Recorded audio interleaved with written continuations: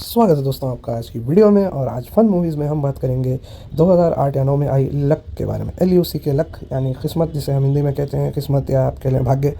तो इसके बारे में ये मूवी है। ये मूवी अगर आपको स्क्विड गेम पसंद आया है तो आपको ये मूवी भी पसंद आएगी। इसी तरह का कॉन्सेप्ट है। संजय दत्त एक मल्टी मिलियनर या बिलियनर आप कह लें, उस तरह के होते हैं जो साउथ अफ्रीका में या कहीं पर वो रहते हैं इंडिया से बाहर। और उनके मैनेजर होते हैं डैनी डेंजोंगपा जी, जिन्हें वो भेजते हैं कि ऐसे लोगों को ढूंढ कर लाएं जिनका लक स्ट्रांग है। बेसिकली वही स्क्विड गेम वाले रिक्रूटर टाइप के आदमी होते हैं डैनी जी। यहाँ पर होता यह है कि उनकी मुलाकात होती है मुख्य किरदार इमरान खान से। तो उनका लक फैक्टर ये है कि जब वो छोटे बेबी थे तो जहाँ पर वो रहते थे वो पूरी बिल्डिंग अर्थक्वेक में गिर गई थी, जिसके चलते सिर्फ़ और सिर्फ इमरान खान ही बच पाए थे उस हादसे में। और उसी वजह से डैनी उनको चेस करते हैं कि उनका लक बहुत स्ट्रांग है। और इसी के चलते फिर उनको रिक्रूट कैसे किया वो पूरा एक प्रोसेस बताया जाता है। और रिक्रूट करके फिर जब उन्हें वहाँ ले जाया जाता है तो उनकी मुलाकात होती है बहुत सारे इंटरेस्टिंग कैरेक्टर्स से।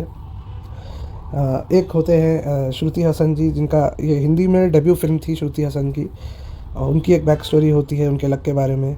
डैनी खुद अपनी एक बैक स्टोरी इमरान खान को सुनाते हैं कि वो कितने लकी थे और किस तरह से उनका लक चेंज हुआ। और संजय दत्त कौन है, संजय दत्त के बारे में कुछ, उनकी लक के बारे में कुछ स्टोरी सुनाई जाती है। और फिर हमें मिथुन चक्रवर्ती साहब के बारे में पता चलता है, जिनकी स्टोरी ये होती है कि वो आर्मी में एक मेजर थे या कुछ ऐसे अच्छी पोस्ट पर थे, जहाँ पर काफ़ी एक वॉर के दौरान काफ़ी लोग मरे और सिर्फ उस पर्टिकुलर बैटल में से सिर्फ मिथुन जी सरवाइव कर पाए थे। इसलिए उनको भी चांस दिया गया है इस गेम में खेलने के लिए। इसके अलावा एक बहुत ही इंटरेस्टिंग बैक स्टोरी है रवि किशन जी की। तो रवि किशन जी का जो कैरेक्टर है उसे फांसी की सज़ा होती है क्योंकि उसने बहुत सारे क्राइम्स किए हैं। तो संविधान के हिसाब से फांसी अगर दी जाए और किसी वजह से टेक्निकल फॉल्ट से या किसी भी वजह से अगर व्यक्ति बच जाए फांसी से, तो उसे दोबारा फांसी नहीं दी जा सकती है, जिसके चलते उसे आज़ाद करना पड़ता है। तो अब मुझे नहीं पता है लूप होल कितना रियल लाइफ में एग्जिस्ट करता है या नहीं करता है।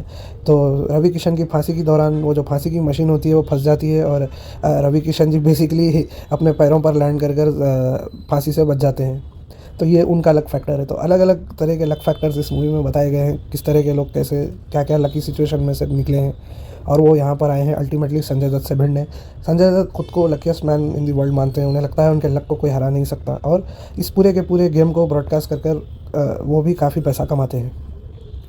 और अब अलग अलग तरह के बहुत ही इंटरेस्टिंग थ्रिलिंग गेम्स हमें देखने को मिलते हैं। जैसे movie I think first round में ऐसे होता है कि कई लोगों को पैराशूट दिए जाते हैं और उन्हें कहा जाता है कि प्लेन से कूदो। और बेसिकली होता यह है कि कुछ लोगों के पैराशूट काम करने वाले होते हैं और कुछ के नहीं होते हैं। तो आप समझ ही गए होंगे कि फर्स्ट राउंड में कौन कौन हमारे किरदार सर्वाइव कर जाते हैं और कौन नहीं करते हैं। तो इसी तरह की मज़ेदार मूवी है। और भी कई इवेंट्स होते हैं जहाँ पर अजीब अजीब सिचुएशन में संजय दत्त इन सभी कैरेक्टर्स को डालते हैं और एंड में फिर उनको संजय दत्त से खुद भिड़ना होता है। तो वो जो भी आगे लास्ट राउंड में आएगा तो संजय दत्त खुद अपने लक को उसके अगेंस्ट में आजमाएंगे कि वो जीतेगा या संजय दत्त जीतेंगे, तो या वो जीतेगी या संजय दत्त जीतेंगे। तो ये बहुत ही फ़न कॉन्सेप्ट है। ऐसा कोई out of the box movie नहीं है, तो इसलिए मैं इसे क्लासिक नहीं कह रहा हूँ, लेकिन देखने में मज़ेदार है। आपको मज़ा आ जाएगा। आपने अगर अभी तक नहीं देखी है तो ज़्यादा लॉजिक मत यूज़ कीजिए और इस मूवी को आराम से एंजॉय कीजिए। तो उम्मीद करता हूँ आपको वीडियो पसंद आएगी। वीडियो देखने के लिए धन्यवाद। Have a great day.